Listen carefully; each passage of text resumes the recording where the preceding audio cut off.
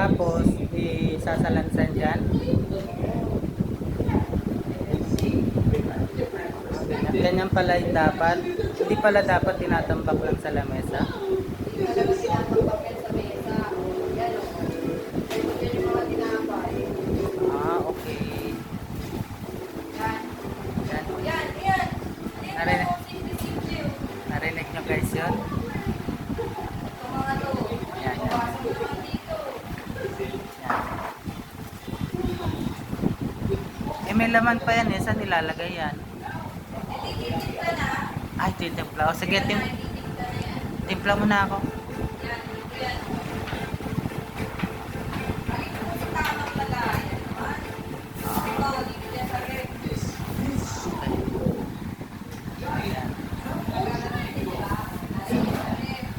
Saan banda sa ref ilalagay yan?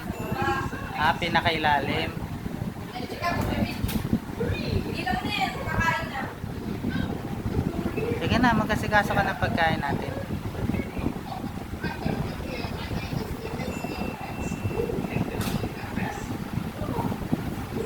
Paano yung ganyan? Halimbawa, yung tubigan nasa ibabaw ng lamesa. Saan dapat yan? Alisin din yan. Paano yan yung mga ganyan na Watson's lagayan? Saan nilalagay yan?